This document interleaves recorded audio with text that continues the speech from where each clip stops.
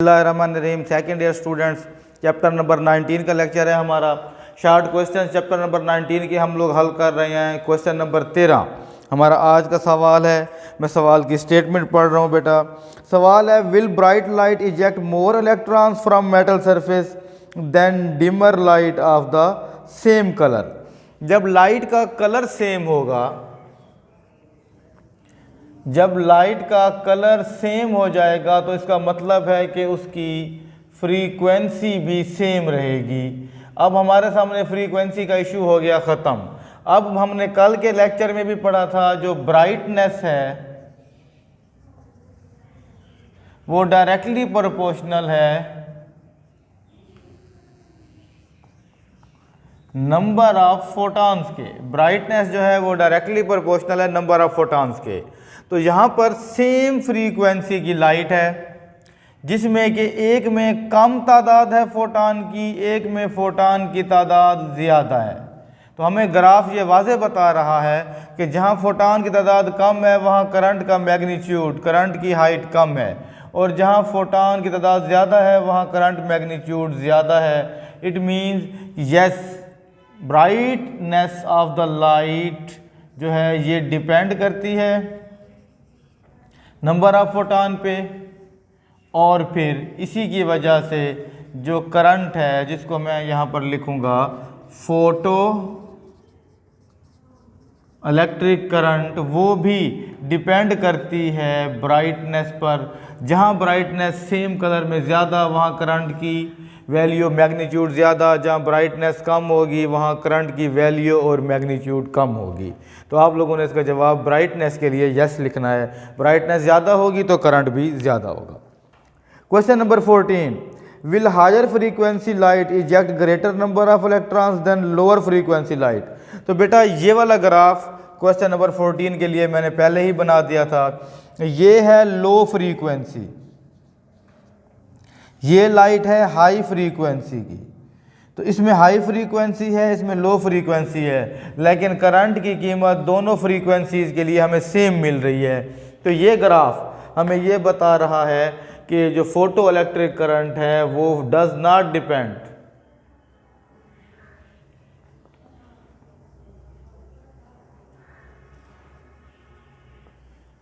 Photo electric current frequency पे depend नहीं करता, जबकि फोटो इलेक्ट्रिक करंट ब्राइटनेस पे डिपेंड करता है, जिसके लिए हम लफ्ज़ लिखते हैं intensity. Intensity means number of photons.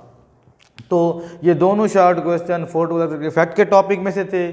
दोनों ग्राफ फोटो इलेक्ट्रिक इफेक्ट के इस शॉर्ट क्वेश्चन में हम लोग दो में हमने पढ़ लिए, एक में फ्रीक्वेंसी और एक में intensity. Question number 15, when light shines on the surface is momentum transferred to the metal surface. बहुत ही सिंपल सवाल है बेटा। वो ये पूछना चाह रहे हैं कि जब कोई फोटॉन आकर मेटल सरफेस पर स्ट्राइक करता है तो क्या मोमेंटम ट्रांसफ़र होता है। तो इसका जवाब है यस, मोमेंटम ट्रांसफ़र होता है। मेटल सरफेस के अंदर मौजूद इलेक्ट्रॉन्स में फोटॉन का मोमेंटम जो कि h/λ होता है, और इलेक्ट्रॉन का मोमेंटम जो कि mv होता है, ये दोनों आपस में ट्रांसफ़र होते हैं। ये वाला मोमेंटम इलेक्ट्रॉन्स में शिफ्ट हो जाता है। एनर्जी और मोमेंटम दोनों ही फोटॉन मेटल सरफेस में शिफ्ट कर देता है। इसी की बुनियाद पर फोटो इलेक्ट्रिक इफेक्ट का फिनोमेना बनता है। 19.18 बाकी शॉर्ट क्वेश्चन स्मार्ट सिलेबस में नहीं है। नेक्स्ट जो शॉर्ट क्वेश्चन सिलेबस में है वो है क्वेश्चन नंबर 18। क्वेश्चन नंबर 18 में पूछा गया है कि why don't we observe Compton effect with visible light. तो जनाब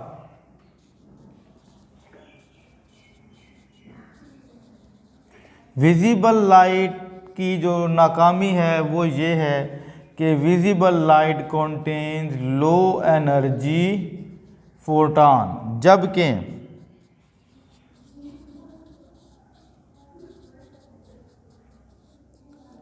for Compton effect we required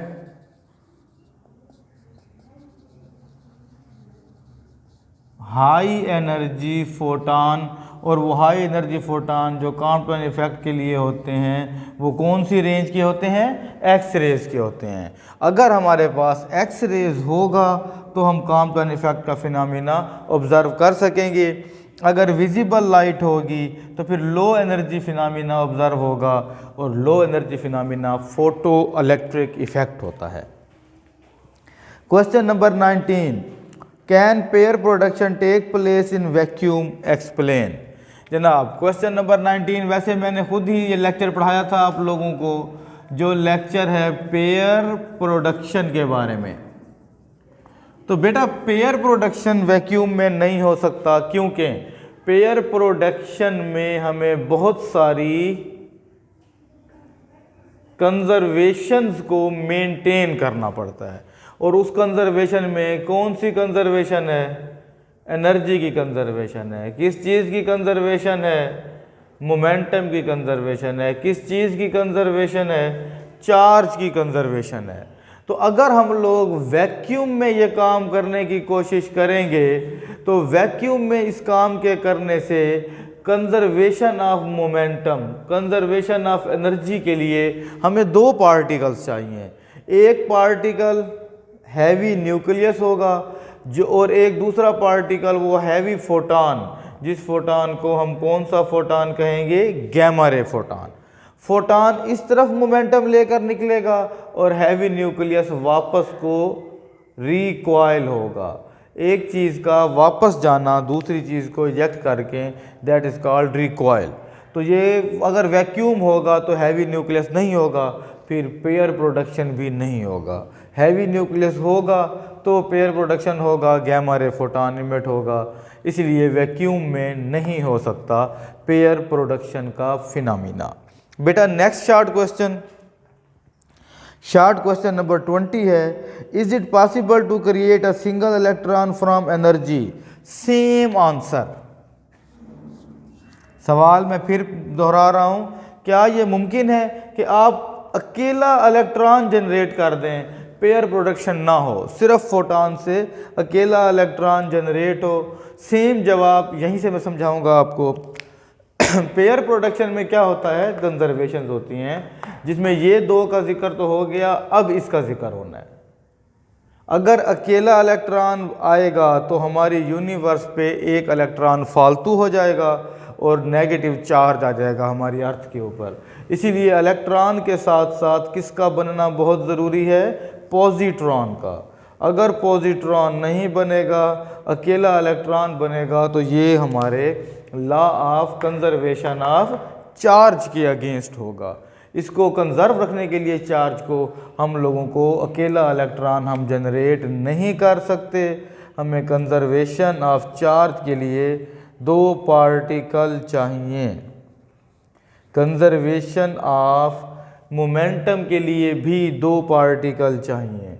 conservation of kinetic energy के लिए भी दो पार्टिकल चाहिए जो यहाँ पर जनरेट हों और अपोजिट डायरेक्शन में मूव करें। तो बेटा ये हमारा आज का छोटा सा लेक्चर है चैप्टर नंबर 19 में से। इंशाल्लाह नेक्स्ट लेक्चर फिर कल आप लोगों को पढ़ाया जाएगा। अल्लाह हाफिज़ बच्चों।